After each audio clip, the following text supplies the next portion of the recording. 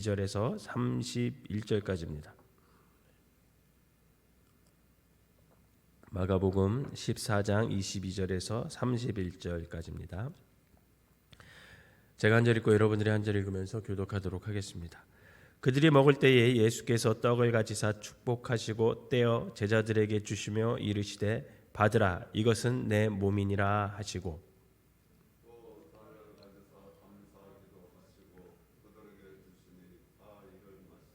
이르시되 이것은 많은 사람을 위하여 흘리는 나의 피 곧 언약의 피니라.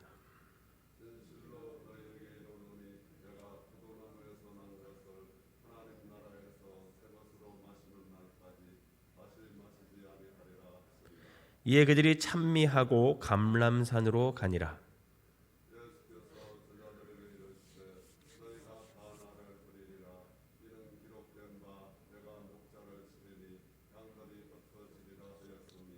그러나 내가 살아난 후에 너희보다 먼저 갈릴리로 가리라.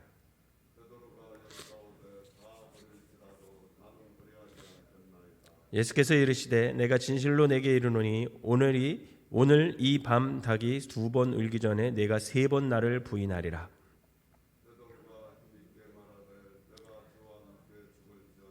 주를 부인하지 않겠나이다 하고 모든 제자도 이와 같이 말하니라. 아멘. 이 새벽에도 주님의 전에 나와 함께 예배드리시는 여러분들에게 하나님의 은혜가 함께 하시기를 주님의 이름으로 축원합니다. 오늘 본문을 간단하게 설명해 드리면 예수님께서 이제 유월절 식사를 하실 때 보통 식사보다는 좀 다르게 좀 의식적인 면이 좀 이렇게 가미가 돼요. 그래서 성찬 의식 같은 거를 이렇게 제정하시는 것을 볼 수 있습니다. 유월절은 사실은 이스라엘이 애굽에서 해방된 것을 기념하는 날인데 오늘 예수님께서는 그 유월절에 당신이 친히 이제 양이 되시고 주의 백성들을 구원하신다라는 것을 밝혀주고 있습니다.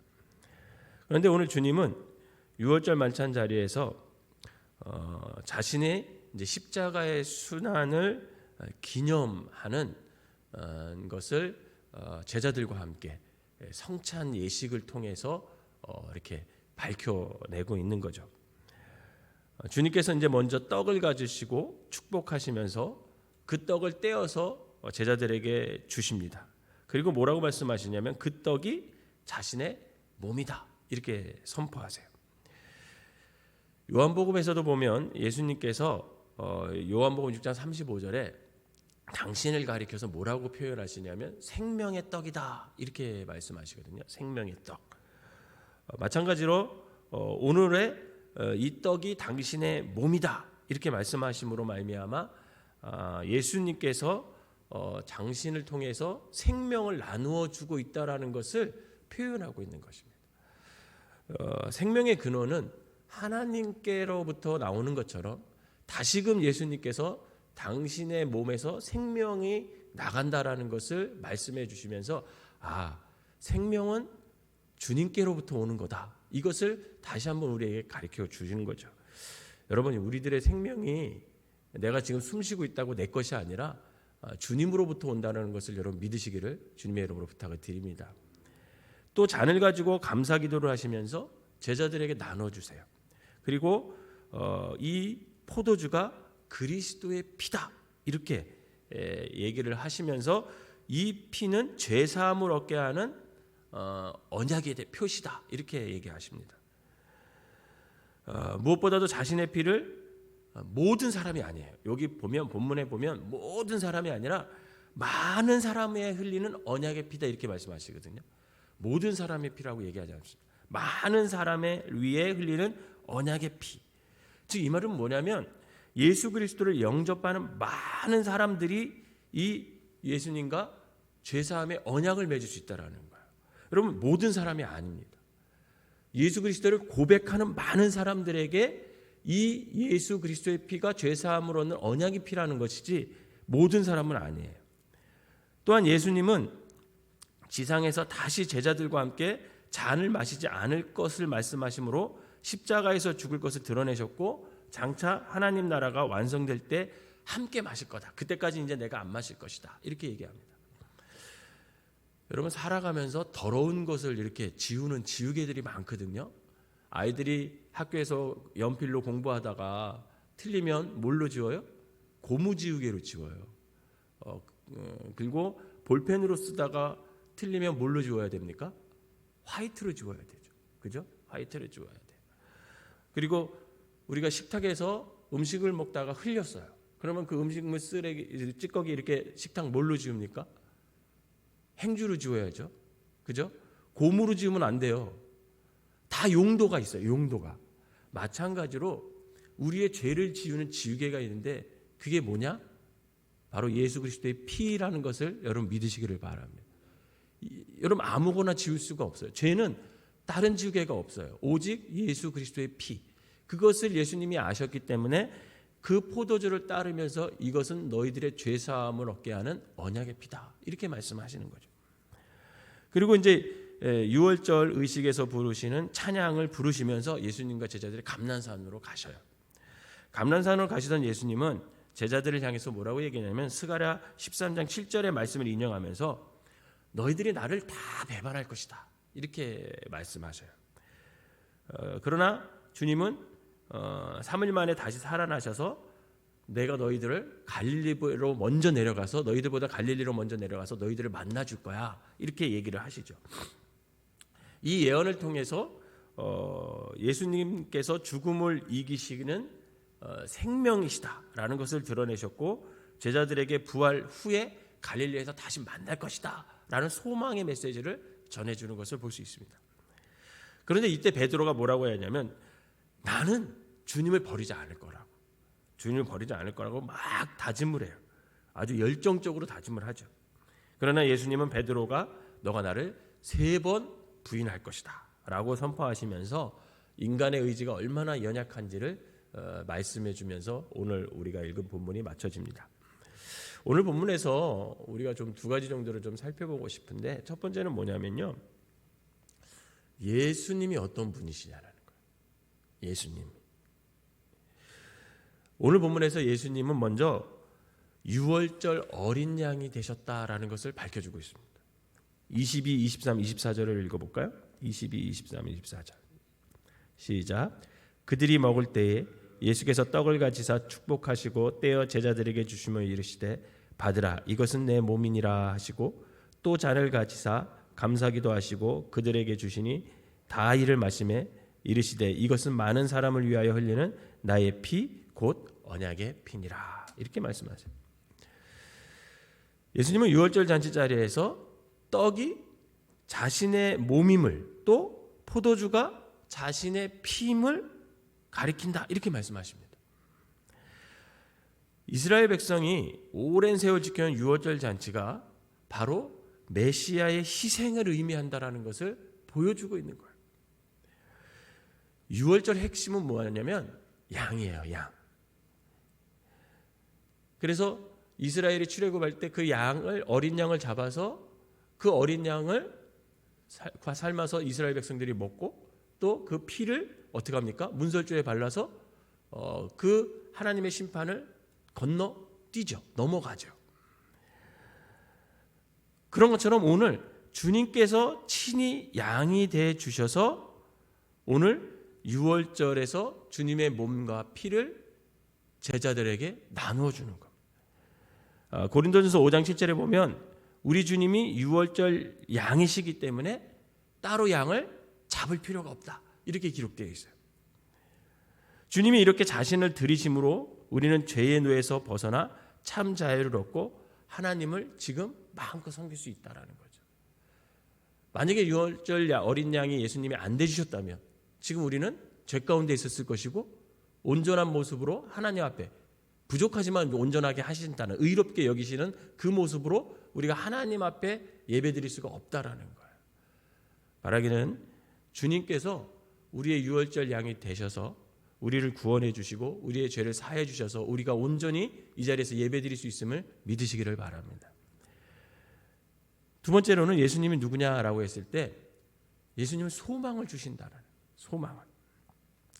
예수님은 십자가의 죽음을 앞두고 계신데도 하나님 나라에서 나눌 기쁨의 잔치에 대해서 말씀하고 있어요. 제자들의 배신에 대해서 예언하신 다음에 갈릴리에서 또 만나게 될 거야, 이렇게 약속을 하시면서 회복의 소망을 제자들에게 갖게 해주십니다. 여러분 생각해 보세요. 배신할 제자들이 눈앞에 있어요. 또 거기에는 또 주님을 팔 제자들도 있어요. 제자도 있어요.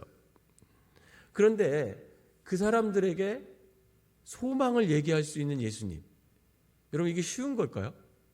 쉽지 않죠. 우선은 저 같으면 기분이 상해 있을 것 같아. 어떻게 같이 밥을 먹고, 어떻게 같이 내가 이렇게 3년 동안 같이 살았는데 나를 배반해. 이런 서운한 감정도 밀려올 것 같거든요. 그런데 예수님은 그 제자들에게 소망을 말씀해 주세요. 다시 만날 거다. 다시 하늘나라에서 기쁨의 잔치를 맞아서 우리가 그때 다시 포도주를 마실 거다. 그렇게 말씀을 하시거든요. 사실 우리는 연약해서 늘 주님을 배반하고 불충하죠. 그런데 주님은 그런 우리를 다시금 만나 주신대요. 다시금. 더욱이 십자가의 죽음 넘어 부활의 소망도 우리에게 주십니다. 제가 캄보디아 있다가 지금 여기 와 있잖아요. 이제 올해 이제 다시 돌아가야 될 텐데, 지금 여기 있으면서 제가 캄보디아에 있는 사람들이 보고 싶을까요? 안 보고 싶을까요? 보고 싶은 사람도 있고 안 보고 싶은 사람도 있어요. 이게 제 솔직한 심정이에요. 5년 동안 캄보디아에 있으면서 막 저를 괴롭히고 저를 막 공격하던 사람을 보고 싶을까요? 안 보고 싶을까요? 안 보고 싶어요. 근데 저한테 친절하게 대해줬던 사람들, 그리고 저와 함께 열심히 일하면서 같이 식사를 하고 같이 비전을 나누고 같이 성경 공부를 하고 그런 사람들은 보고 싶단 말이죠. 근데 주님은 그렇지 않아요. 저처럼 보고 싶은 사람, 안 보고 싶은 사람 이런 게 있는 게 아니라 주님은 다시 다 만날 거래. 이렇게 주님은 우리의 허물과 그 제자들이 배반할지라도 다시 만날 거야. 이렇게 소망을 우리에게 주신다는 거죠. 십자가의 죽음으로 말미암아 우리의 모든 허물을 용서하시고 하늘나라의 소망을 갖게 해주시는 분, 그게 바로 우리 주님이라는 거예요. 이처럼 예수님은 유월절 만찬을 나누시면서 주님의 살과 피를 의미하는 성찬을 제정하십니다. 그 성찬 속에서는 예수님이 유월절 어린 양임을 드러내는 의미가 담겨 있다라는 것이고, 그들의 죄를 씻는 속죄의 의미와 생명을 전하시는 의미가 담겨져 있다라는 거죠. 또한 소망을 주심으로 고난과 죽음을 뛰어넘는 담대한 믿음을 오늘 우리에게 허락해 주십니다. 바라기는 우리 또한 어린 양 예수님을 통해 날마다 속죄하는 삶과 소망의 삶을 살아가시기를 주님의 이름으로 부탁을 드립니다. 마지막으로 우리가 한 번 더 이 본문에서 살펴볼 것은, 여러분 우리의 의지보다 하나님의 말씀의 성취가 더 중요하다는 것을 여러분 믿으시길 바랍니다. 죽음을 앞둔 예수님은 죽음에 대한 마음보다 하나님의 말씀이 성취되는 것에 더 집중을 하고 계세요. 그 말씀의 성취를 위해서 제자들이 배반하는 것을 다 알아도 곧 로마 병사들과 대제사장들과 서기관들이 와서 자신을 잡아갈 것을 다 알아도 그냥 그 말씀을 이루기 위해서 뚜벅뚜벅 한 걸음 한 걸음 계속 주님은 걸어가고 계십니다. 피하려고 하지 않아요. 또한 제자들이 모두 자신을 버릴 거라고 선포하셨는데도 불구하고 이 또한 말씀대로 이루어질 사건임을 말씀하고 계십니다. 이에 베드로는 자신이 죽을지라도 그런 일이 없을 거다라고 대답을 하죠. 여러분 29절을 다시 한번 읽어볼까요? 29절 시작. 베드로가 여짜오되 다 버릴지라도 나는 그리하지 않겠나이다. 다 버릴지라도. 사람들이 꼭 장담할 때 쓰는 말이 누군가 비교해요. 저 사람은 그럴지라도 나는 안 그런다고. 베드로도 마찬가지예요. 다른 사람은 다 그럴지라도 나는 안 그런다고. 사실 베드로의 이러한 태도는 하나님의 말씀보다 자신의 의지가 더 강하다고 말하는 그 교만, 그리고 그 무지가 그 말씀 속에 들어있는 거예요. 어쩌면 베드로의 이 모습은 연약한 인간의 의지를 하나님 의지보다 앞세우는 우리의 어리석음이라고 볼 수가 있습니다. 사랑하는 성도 여러분, 인간의 결단, 인간의 계획, 그 다음에 사람의 노력, 의지, 여러분 이런 것으로는 결코 하나님의 뜻을 이룰 수가 없습니다. 한번 우리의 지난날을 한번 생각해 보세요. 우리는 그동안 우리의 결단, 우리의 계획, 우리의 의지, 우리의 노력, 얼마나 많이 노력하고 얼마나 많이 결단하고 얼마나 많은 계획을 세웠습니까? 그런데 그게 얼마나 무의미한지를 그동안 살아오면서 너무 처절하게 우리가 경험했어요. 제가 캄보디아 간 지 5년이 됐거든요. 5년이 되면서 계획을 세웠을까요? 안 세웠을까요?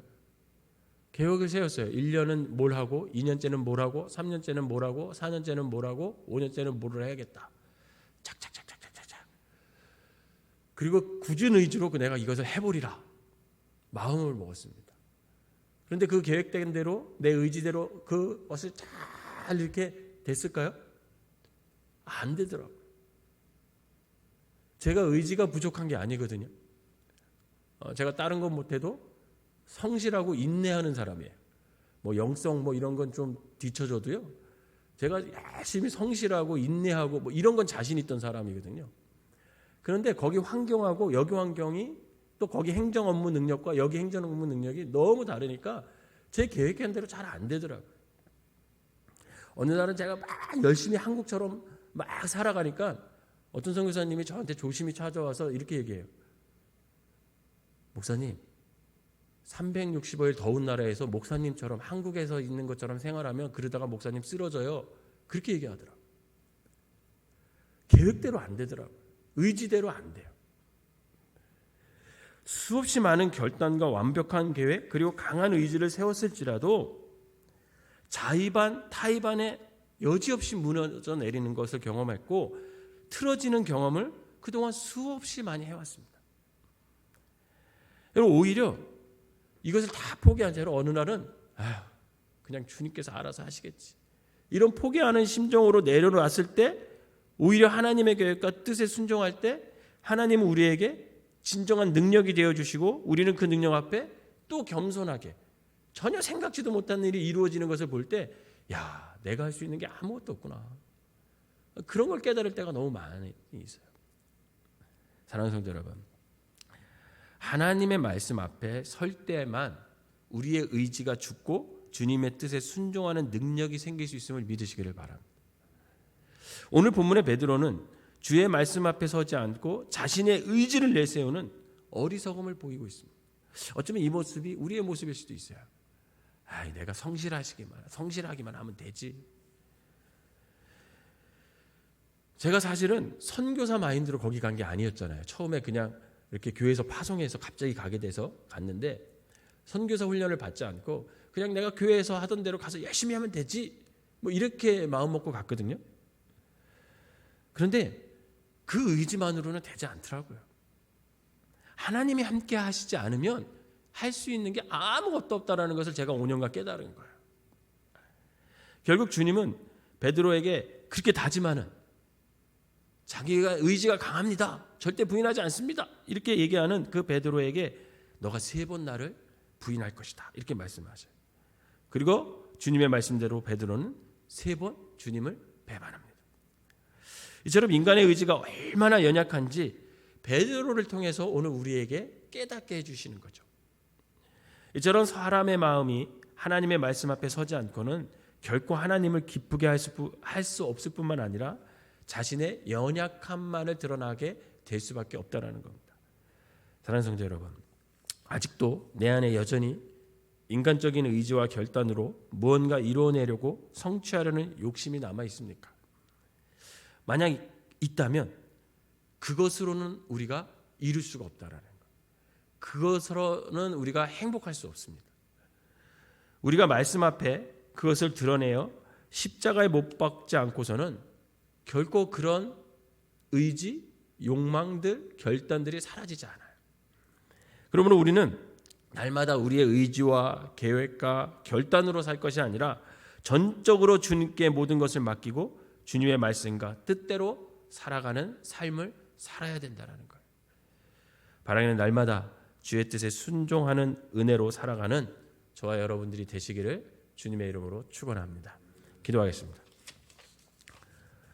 사랑과 은혜가 충만하신 하나님 아버지, 주님께서 우리에게 유월절 양이 되어 주시고 그 고난과 그 순환 속에서도 우리에게 소망을 주시니 감사를 드립니다.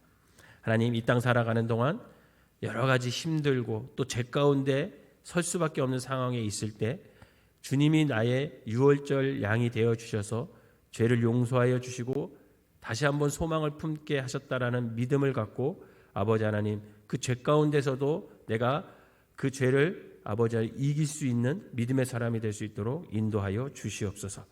또한 하나님께서 어떤 고난 가운데서도 아버지 하나님, 그 십자가의 고난 가운데서도 소망을 우리에게 주셨던 것처럼 이 코로나로 어려운 이 상황 속에서도 우리가 소망을 갖고 다시금 주님과 함께 할 수 있다라는 믿음으로 날마다 살아갈 수 있는 우리 모두가 되게 하여 주시옵소서.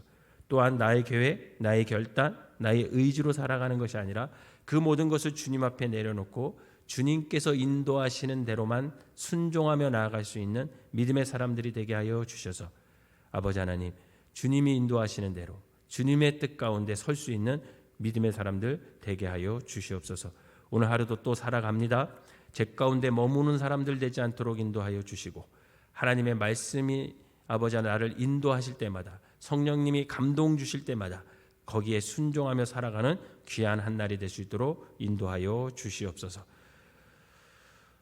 또한 하나님께서 오늘도 우리와 함께하여 주셔서 악한 영들이 우리를 해하지 못하도록 천군 천사가 보호하여 주시고 아버지 그로 말미암아 오늘 하루도 주님께서 나와 동행한다라는 믿음으로 아버지 하나님 주님을 신뢰하는 귀한 한 날 되게 하여 주시옵소서. 예수님의 이름으로 기도하옵나이다. 아멘.